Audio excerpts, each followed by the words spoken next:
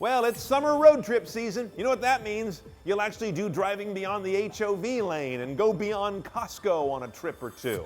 But when you do that, are you ready when things go wrong and maybe you're outside of cellular and AAA card range? Let's find out how to stock your trunk so you can take care of yourself. Now, let's face it, for the pragmatist, a lot of this may be kind of elementary, but I'm going to cover all the bases. And for the karmist, this might mean you go to all this effort so nothing ever happens. Let's start with the most basic thing that everyone thinks of first, the jumper cable. I find these little low gauge guys actually work quite well, even for the Crown Vic.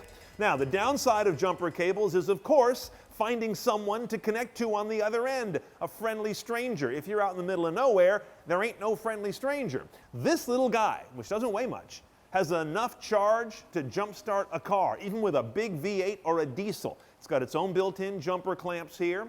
The downside here is you've got to remember to charge it. I would recommend every 6 months giving it a recharge and then put it back in your trunk. Okay, the next one people think about a lot is roadside hazard indicators. This is the old school right here. The flare. Smoky, bright, kind of fun, kind of scary to some people, so you're not actually going to find a lot of these sold anymore. What you do find a lot more of, and I find these fussy and annoying, are these kind of European-style road triangles that you put up, and then you got these little legs, if the damn thing even stays together, and you put these out on the road, and they are merely reflective. There's no flame or no light there, obviously. Now, the newer technology that I really love are these little LED pucks. You can put these things flat on the road, you can stand them up because they have these kind of ridges.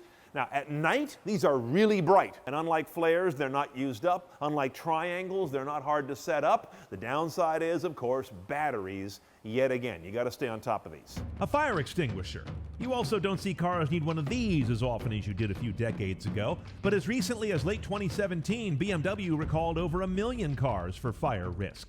You'll want a dry chemical extinguisher rated A, B, and C to cover any likely car fire source. If you happen to drive a vintage performance car with magnesium wheels, add the letter D. That's not most of you. Okay, we're kind of going old school now, but you may as well carry a quart of oil. To be honest, in this day and age, if you drive a late model car and you need a quart of oil this badly, you'll probably need a tow and a new engine, but what the hell, throw a quart in there, even though you probably need 5 to limp to the gas station. And that kind of goes for coolant too. I'm on the fence on this. Your car will tell you if you need this, and again, if you do, you've got bigger problems than needing this, but some people still carry some coolant around because when an engine needs coolant, it's the difference between it getting you somewhere and not. Now let's talk about first aid kits. A lot of people don't carry one, or a lot of folks have some little shabby one they got for free at some, office security fair when they were teaching you CPR. Get a good first aid kit. Look at this beauty. This comes out of a 1980 Mercedes. This is a real first aid kit. You can actually do open heart surgery with this, and it's got a cyanide pill. This is all before the wall came down.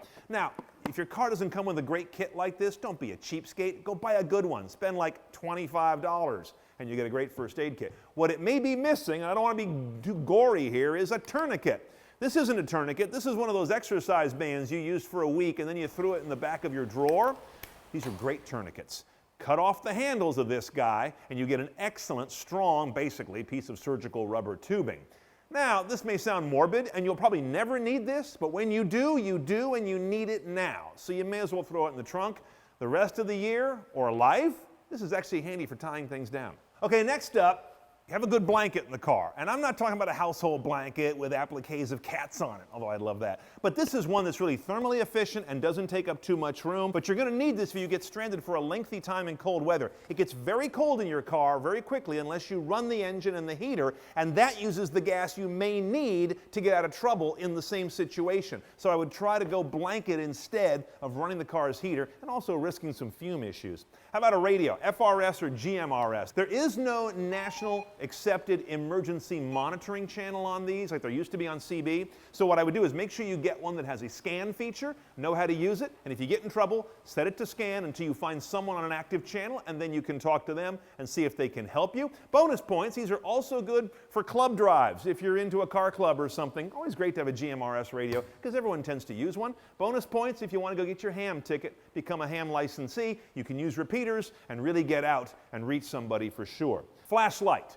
No kidding. This probably should have been number one in my story. There's nothing more important. And get a real flashlight, a good quality one, not some junk they gave you at a trade show or Comic-Con or something.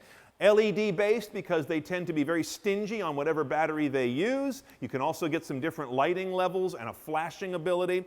I like to have mine mounted in the car in a cradle as a trickle. Some folks see that as overkill, but I'm always going to have a charged flashlight instead of having to wonder, do I have batteries, are they fresh, or did they get worn out through leakage?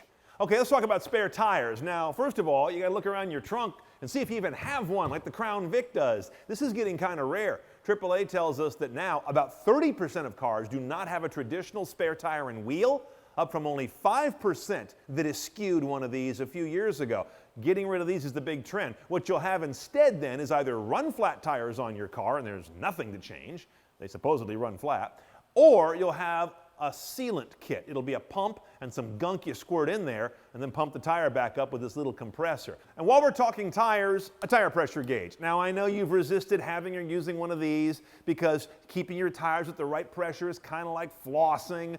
But this is really important when you're putting a new tire on or fixing a flat to pump it from 0 to the right pressure to make sure your survivability is at its optimal. So now you've got a real reason to get one, and get a good one, by the way. Now, when you're dealing with tires and flats, your hands are going to get filthy. I don't know what it is, but the grime on wheels is not like any other grime found on Earth. It never comes off your hands. So avoid it in the first place. Get yourself a nice box of these nitrile gloves, about 10 bucks. They're great for all kinds of stuff like checking your oil or changing up a tire or any other dirty, gross thing you have to do while you're out there on the road. And going along with that, get some towels, not the ones you have in the kitchen. Get these shop towels, the blue paper shop towels. These are really good. They're like cloth. They're good for automotive grade things while you're out and about. Grab one of these super light, high visibility windbreakers. They take almost no space when they're rolled up. Trust me, you'll thank me when you're out replacing a tire on the driver's side, in traffic, in the rain. Duct tape, and get some good duct tape, not that cheap stuff you get down at the drugstore. Some of them are like super tough and super sticky. This is great if you're stupid enough to park a car in San Francisco. This is a great way to temporarily reinforce the broken window you're going to get. Pen and paper. I can't tell you how often people say, yikes, I don't have a pen and paper, when you really need one. Write down a license, do an accident report, what have you. Keep this available. Don't keep it in your glove box because that's where you're going to use it and lose it. Keep this one in your emergency kit. And finally, this one's actually sort of fun. Go grocery shopping and put a little bit of hydration and nutrition in some kind of a box in the back in case you get into a long-term jam. Now, whatever you buy and put back there is going to be super gross after living in your trunk for years. But it's better than being stuck out in the desert for 3 days and looking at your kids and thinking they look pretty tasty. Okay, this is a take it or leave it. You got to make your own call. A toolkit. I like carrying them in a tool roll because once you put them in one of these roll-up bags, they can fit just about anywhere. Screwdrivers, wrenches, all kinds of stuff to fall out. If you look at this and don't know what it is, then you don't need it. But the kindly stranger who helps you may know how to use these things.